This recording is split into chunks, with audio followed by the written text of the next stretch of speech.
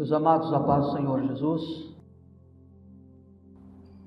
Abra sua Bíblia no livro de Mateus. Mateus capítulo 6, eu quero ler alguns versículos aqui que eu diria até uma criança sabe. Não precisaria você nem abrir a Bíblia, porque é a primeira coisa que nós aprendemos quando criança, e nós como pais ensinamos aos filhos. E quando eu digo nós, não me refiro somente a nós cristãos, porque esta palavra que eu vou ler, esse texto que eu vou ler, era Jesus ensinando. Até porque no livro de Lucas, a versão de Lucas diz que o discípulo perguntou ou pediu isso a ele: ensina-nos a orar. Mas a versão que eu vou ler está aqui no livro de Mateus, do verso 9 em diante. Esta oração, como eu estava dizendo, não é só referente a nós. A gente poderia dizer que é uma oração universal. Até quem não serve a Deus, até quem nem acredita em Deus, conhece essa oração. Diz assim, o versículo 9 do livro de Mateus, capítulo 6. Portanto, orai vós deste modo: Pai nosso que estás nos céus, santificado seja o teu nome. Venha o teu reino, seja feita a tua vontade, assim na terra como no céu.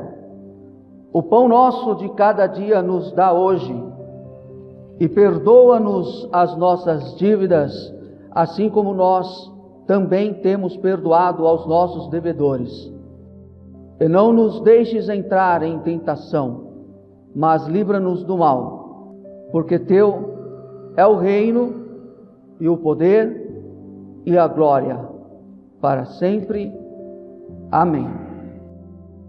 Pode haver alguma variação entre uma versão e outra, mas se eu pedisse aqui que você, estando com a sua Bíblia fechada, nós repetíssemos essa leitura que eu fiz, eu tenho certeza que tiraríamos letra. Todos nós a conhecemos de olhos fechados, de cor e salteado. Bom, vamos lá. Todos nós conhecemos, mas a minha pergunta nesta noite é: será que eu vivo esta oração conforme Jesus Cristo deseja? Ou no momento em que Ele estava ensinando os discípulos, Ele desejou que os discípulos vivessem? Será que quando eu me proponho a fazer esta oração de joelhos ou não, eu a faço da maneira que Jesus realmente espera que eu a faça? Vamos ver. Vamos ver. Nós vamos analisar trecho por trecho. O verso 9, portanto, começa a oração desta maneira: Pai nosso que estás nos céus, santificado seja o teu nome. A primeira parte, Pai nosso. Quando nós oramos e nós começamos esta oração dizendo Pai nosso, na realidade a gente não está pensando no nosso. A gente está pensando no eu. Meu Pai. A gente ora no coletivo, mas a gente pensa no individual. Quando eu busco algo em Deus, como Pai, eu busco para mim.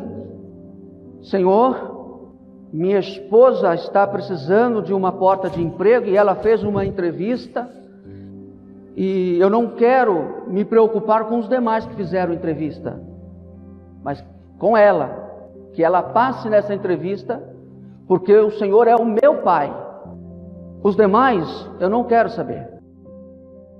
Meu filho precisa fazer a faculdade e que ele passe naquela faculdade pública e que ele faça e seja um dos primeiros em todas as vagas que tem, que são limitadas, mas que ele seja um dos que esteja lá. Mas e os filhos dos outros? Não, porque o Pai é meu. Eu oro Pai Nosso, mas eu penso de forma individual. Nós, igreja, pensamos de forma individual.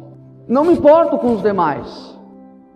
E me lembro agora, dizendo essas palavras, de um pastor amigo lá em Guarulhos, pastor Heber, que dizia assim: eu passei a noite toda estudando, semanas e semanas estudando para prestar aquele concurso, aquela prova, mas eu não sirvo a Deus. Aí um cidadão, ou ele, ou no caso, no exemplo que eu dei, tem um filho, começa a orar: Senhor, que eu possa passar nesse concurso. Ora, Deus seria injusto, porque eu professo a fé e porque eu digo que Ele é o meu Pai e não é o pai do outro. Porque eu poderia usar até uma expressão aqui que é muito conhecida, um ledo engano. O Pai não é só nosso, porque nós somos cristãos ou porque nós aceitamos Jesus. O Pai é Pai de todos, até do bandido lá fora que eu menosprezo, que você menospreza. Ele é Pai de todos, é o Pai celestial. Não é Pai porque eu recebi a fé e resolvi aceitá-lo e caminhar nos seus caminhos. Não é Pai porque eu obedeço, porque eu me batizei. Ele é Pai porque Ele é o nosso Criador, é Ele quem nos fez, Ele quem nos projetou. Então o pastor Heber perguntava: Deus seria injusto? Aquele que diz ser cristão, que seja cristão realmente, não apenas diz que é cristão, mas apenas orou, não passou semanas e semanas estudando, não queimou a pestana, como nós costumamos dizer, mas como ele acredita em Deus e Deus é o seu Pai, ele apenas dobra os seus joelhos e diz: Senhor, que amanhã, quando eu for fazer o teste, eu seja um dos candidatos a ser aprovado. E aquele que não serve a Deus, aquele que não professa a mesma fé, por assim dizer, passou semanas e semanas estudando, não, esse... E aí a pergunta é justamente essa: Deus seria injusto, pastora Marli, em dar aquela vaga, porque eu sou filho, porque Ele é o meu Pai, porque nós oramos Pai Nosso, então não tem para ninguém, que é nosso. E eu insisto em dizer, não é dos outros, é meu Pai. E a pergunta que fiz no início faço novamente: seria isso que Jesus quis passar quando Ele ensinou aos discípulos e chegou até nós esta oração? De que eu, mesmo dizendo no coletivo, eu estou pensando em mim e não em nós. Eu estou pensando no eu estou pensando no que me pertence, naquilo que é meu. Vamos prosseguir. O verso diz assim, então: santificado seja o teu nome. Significa que o nome do nosso Deus, Ele está acima de qualquer um, acima de todos. Não é um nome qualquer, até a palavra nos ensina que nós não devemos falar o nome do Senhor em vão. Não é um nome que deve ser mencionado de qualquer maneira, ou de forma, num sentido assim de brincadeira. É um nome que tem que estar acima, sendo respeitado, tendo toda a reverência possível. Não que o meu nome, o teu nome não deva ser respeitado, mas que o nome dele, podem até fazerem brincadeiras comigo, com o meu nome, trocarem o meu nome. Ah, quantas vezes eu não tenho que, no serviço, repetir várias vezes o meu nome, até que a pessoa não entende, e aí eu falo assim: você conhece o Chico Anísio? Ah, conheço. Então, tira o Chico, é só o Anísio. Ah, Anísio, porque me chamam de Acrísio, Alídio, mas menos Anísio? Aí eu tenho que falar: é Chico Anísio. Aí a pessoa o som é comum, aí entende. Se há uma coisa que a gente zela é pelo nosso nome, até na escrita. Se alguém escreve o meu nome errado, eu falo, olha, não é com S, é com Z. Fala se não é assim com você. Se alguém escreve o meu nome com Z e coloca acento, eu falo, não tem acento, é só os pinguinhos nos is. É assim ou não é? Esses dias, a gente, quando voltou da pandemia, está usando praticamente todo mundo usando como mecanismo de comunicação o WhatsApp.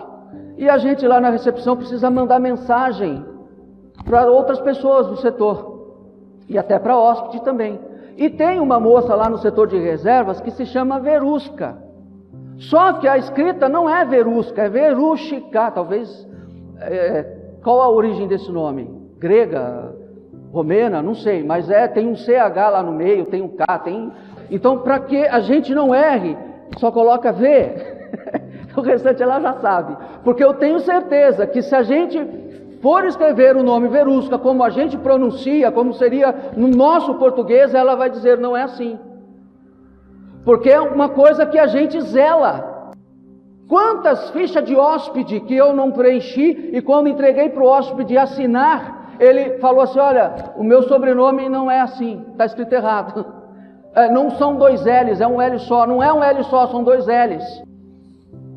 Agora, imagine, nós humanamente dizendo, fazemos isso, imagina quando a gente se refere ao nosso Deus.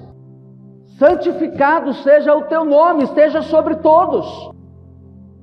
Prossegue o versículo dizendo, venha o teu reino, seja feita a tua vontade, assim na terra como no céu. Quando a gente fala em reino, a gente fala em domínio, em um sistema de controle, um sistema de autoridade, um sistema de comando. E aqui na nossa oração, ou nessa oração que Jesus está nos ensinando, ele diz que o governo aqui na terra seja como é aí no céu. Assim como tu reinas e tu governas os céus, seja assim na minha vida. Aí uma pergunta que a gente poderia, ou muitas perguntas que a gente poderia fazer: existe injustiça no governo celestial? Não. Então no nosso governo também não deve haver injustiça. Existe corrupção no governo de Deus lá no céu? Não. Então no nosso meio, no nosso modo de viver, seja o governo na nossa casa, na nossa empresa, no nosso negócio, tem que haver justiça. Tem que haver não corrupção. É isso que esta oração ou essa frase em si está nos dizendo. Se eu pratico diferente disso, então esta oração para mim está sendo apenas, seria uma vã repetição. Eu estou apenas dizendo ou orando como todo mundo ora, apenas por orar, ou como aqueles que costumam deixar a Bíblia aberta no seu comércio, na sua casa. Não tem valor algum. Ah, pastor, mas parecia ser tão fácil. O pastor fez a leitura do Pai Nosso. Queridos, mas existe uma responsabilidade muito grande da nossa parte. Tem que existir uma responsabilidade muito grande da nossa parte quando a gente ora essa oração, porque eu estou declarando que o Pai é nosso, não é meu. O Pai não é seu, é nosso Pai. O Deus não é o meu Deus, porque é o meu Deus, o Deus é nosso. É porque a gente quer individualizar, não é? A gente quer, como é que no mundo empresarial tem uma palavra específica, ninguém mais pode fazer, é só aquela empresa que pode fazer. Nenhuma outra empresa mais pode comercializar aquilo. E nós fazemos isso com o nosso Deus também. Ele é nosso Deus, não é Deus dos outros. Ou nosso no sentido, quando a gente individualiza. É monopólio, essa palavra que eu estava procurando. Se é que Deus pode ser monopolizado, a gente faz.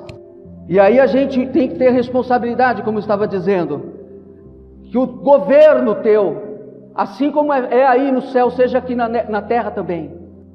Então pare para pensar se as suas atitudes, as suas ações, quando você tem a autoridade nas suas mãos, como é que você está agindo? Com autoridade ou com autoritarismo? É diferente. Porque se houver o autoritarismo, você está fugindo. Se houver injustiça, você está fugindo. Se houver corrupção, se houver aquele jeitinho que a gente costuma dizer, o jeitinho brasileiro, a enrolação, a englomação, então não é o governo de Deus que está governando. É no mínimo o governo terreno ou o governo do mal. Que o nosso reino, que o nosso governo, se é que eu estou fazendo com toda a sinceridade esta oração, se é que existe do fundo da minha alma a vontade mesmo, a sinceridade, a humildade mesmo, de quando está orando, eu não estou orando. Percebem que até agora a oração, a gente não falou nada, na verdade, da gente. A gente está falando do Pai. Pai nosso, santificado seja o teu nome, venha a nós o teu reino. A gente não orou ainda por nós ainda. Porque primeiro a gente chega diante de Deus exaltando o nome dEle, bendizendo o nome dEle, ou dizendo essas palavras mesmo: Senhor, Tu és santo, Tu és lindo, Tu és maravilhoso. É dEle, é para Ele. A outra parte vem dizendo assim, versículo 11: o pão nosso de cada dia nos dá hoje. Irmão, é tremendo isso. Percebam que sempre é no plural, é nosso. Mas a gente quando ora, eu fiquei meditando, Senhor, é verdade isso. A gente quando ora, a gente pensa no nosso, na minha casa. Se a casa do meu irmão não tem, o problema é dele, porque o pai não é dele, o pai é só meu. O pão nosso de cada dia, se eu tenho, não me preocupa, não me entristece em saber se outro não tem.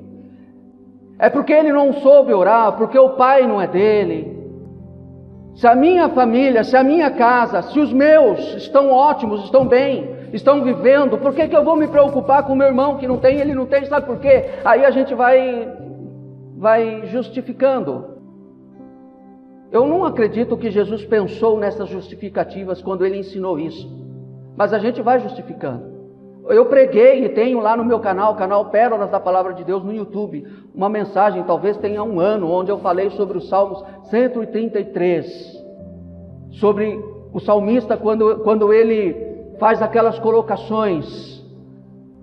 Ó, quão bom e quão suave é que os irmãos vivam em união, é como o óleo que desce sobre a barba. E depois ele no terceiro versículo ele fala, é como o orvalho de Hermon, que desce sobre os montes de Sião. E ali o Senhor ordena a vida e a bênção para sempre. E eu me lembro que nesta mensagem, eu citei mais ou menos isso, que este orvalho que desce sobre o monte Hermon podia ficar só para ele. E eu fiquei pensando, por que o salmista faz a comparação da nossa união com o orvalho de Hermon? O que tem a ver uma coisa com a outra, pastor Davi?